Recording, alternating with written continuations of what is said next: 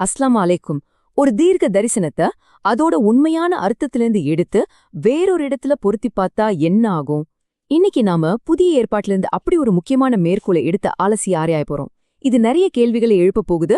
வாங்க பார்க்கலாம். நம்மளோட பார்வை இப்போ மத்தேயோட நற்செய்தி புத்தகத்துக்கு போகுது. அங்க ஒரு திக்திக்குன்னு ஒரு சம்பவம் நடக்குது. குழந்தை இயேசுவோட உயிரை காப்பாத்துறதுக்காக யோசேப்பு தன்னோட குடும்பத்தோட எகிப்துக்கு தப்பிச்சு போறாரு. ஆனா இது ஏதோ ஒரு சாதாரண வரலாற்று நிகழ்வு மட்டும் இல்ல, இது ஒரு தீர்க்க தரிசனத்தோட நிறைவேற்றம்னு சொல்லப்படுது. இந்த ஒரு வரியை தான் நாம இன்னைக்கு ரொம்ப ஆழமா பார்க்க போறோம். அதாவது மத்தேயு என்ன சொல்றாருன்னா, இந்த எகிப்துக்கு போனது எதேச்சையா நடந்த ஒரு விஷயம் கிடையாது. இது பல 100 வருஷங்களுக்கு முன்னாடியே ஒரு தீர்க்கதரிசியால சொல்லப்பட்ட ஒரு தெய்வீக திட்டத்தோட ஒரு பகுதிதான்னு சொல்றாரு. இந்த இடத்துல தான் நம்மளோட முழு கவனமும் இருக்க போகுது. மத்தேயு சொல்ற அந்த முக்கியமான வரி இதுதான்: எகிப்திலிருந்து என்னுடைய குமாரனை வரவழைத்தேன். இந்த ஒரு வரிய வச்சுதான் அவர் தன்னோட வாதத்தை நிறுவுறாரு. சரி, ஆனா ஒரு கேள்வி வருது. இந்த வார்த்தைகள் உண்மையிலேயே எங்கிருந்து வந்துச்சு? இதோட அசல் அர்த்தம் என்னவா இருந்துச்சு? வாங்க தேடி பாப்போம். சரி, வாங்க இதுக்குள்ள இன்னும் கொஞ்சம் ஆழமா போவோம். இந்த மேற்கோளோட மூலத்தை தேடி நாம பழைய ஏற்பாட்டுக்கு போறோம். குறிப்பா ஓசியா தீர்க்கதரிசியோட புத்தகத்துக்கு. அங்கதான் ரொம்பவே சுவாரஸ்யமான ஒரு விஷயம் நமக்கு காத்திருக்கு. இங்கதான் ஒரு முக்கியமான கேள்வி எழும்புது. ஓசியா இந்த வார்த்தைகளை எழுதும்போது, அதாவது எகிப்திலிருந்து என்னுடைய குமாரனை வரவழைத்தேன்னு சொல்லும்போது, அவர் உண்மையில என்ன சூழல்ல யார பத்தி பேசிக்கிட்டு இருந்தாரு? இப்போ வாங்க ரெண்டையும் பக்கத்துல பக்கத்துல வச்சு பாப்போம். ஒரு பக்கம் மத்தேயு சொன்ன மேற்கோள், இன்னொரு பக்கம் ஹோஷியா புத்தகத்துல இருக்கிற முழுமையான பகுதி. அப்பதான் நமக்கு விஷயம் என்னன்னு புரியும். இங்கே பாருங்க, விஷயம் இப்போ ரொம்பவே சுவாரஸ்யமா மாறுது. ஓஷியாவோட முழு பகுதியையும் படிக்கும்போதுதான் தெரியுது, மத்தேயு சொன்னது ஒரு சின்ன துண்டு மட்டும்தான்னு. இதுக்கு பின்னால ஒரு பெரிய கதையே இருக்கு. அந்த கூடுதல் வரிகள் அர்த்தத்தையே தலைகீழா மாத்துது. அப்போ அந்த கூடுதல் வரிகள் எப்படி அர்த்தத்தை மாத்துது? வாங்க அத பத்தி விரிவா பார்க்கலாம். முதல்ல, ஓசியா என் குமாரன்னு யார சொல்றாரு? இயேசுவையா? இல்லவே இல்ல. அவர் சொல்றது இஸ்ரவேல் தேசத்தை. ரெண்டாவது, இது எதிர்காலத்தை பத்தின தீர்க்க தரிசனமா? அதுவும் இல்ல.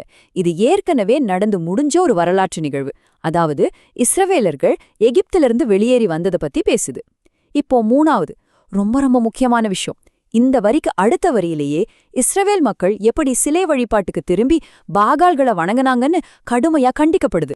இப்போ யோசிச்சு பாருங்க, மத்தேயு சொல்ற மாதிரி அந்த முதல் வரிய மட்டும் எடுத்து இயேசுவுக்கு பொறுத்துனா, அதுக்கு அடுத்த வரியில வர்ற சிலை வழிபாட்டு கண்டிக்கிற வார்த்தைகளை என்ன பண்றது? அதையும் இயேசுவோட இணைக்க முடியுமா? இது ஒரு பெரிய இறையியல் சிக்கலை உருவாக்குதில்லையா? ரொம்பவே சங்கடமான ஒரு கேள்வி இது. இந்த இடத்துலதான் வேதாகமத்தை எப்படி விளக்குறது, தெய்வீக உத்வேகம்னா என்னங்கிற மாதிரி சில ஆழமான கேள்விகள் நமக்குள்ள எழ ஆரம்பிக்குது. இப்ப நம்ம முன்னாடி ஒரு நேரடியான கேள்வி இருக்கு. மத்தேயு உண்மைய திரிச்சு சொல்றாரா? தன்னோட ஒரு கருத்தை நிரூபிக்கிறதுக்காக ஒரு வசனத்தை அதோட சூழல்ல இருந்து பிரிச்சு எடுத்து தவறா பயன்படுத்துறாரா?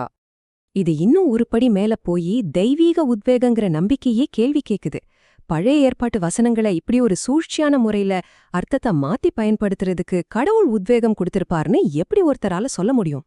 அப்போ ஒரு புனித நூல் இன்னொன்ன நிறைவேத்துதுன்னு சொன்னா அதுக்கு உண்மையிலே என்ன அர்த்தம்?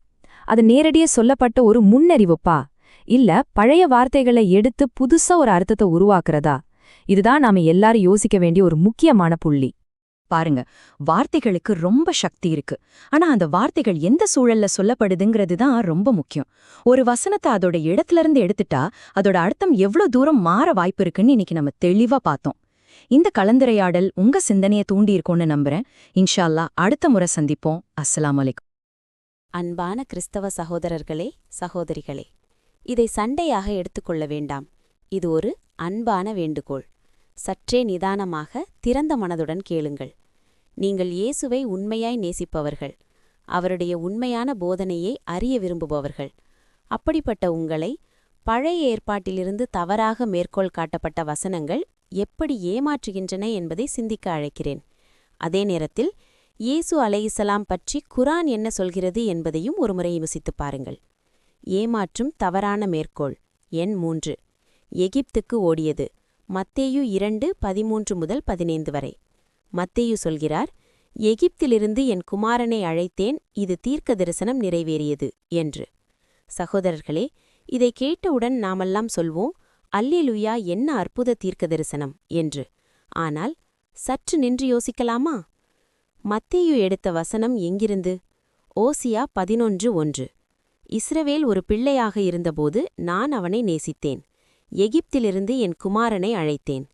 மத்தேயு இங்கே ஒரே வரியை மட்டும் எடுத்தார். ஆனால் தேவன் பேசுகிற முழு செய்தியை பார்ப்போம். ஓசியா 11:1-2. இஸ்ரவேல் ஒரு பிள்ளையாக இருந்தபோது எகிப்திலிருந்து என் குமாரனை அழைத்தேன். ஆனால் அவர்கள் விக்கிரகங்களுக்கு பலி செலுத்தினார்கள், சிலைகளுக்கு தூபம் காட்டினார்கள்.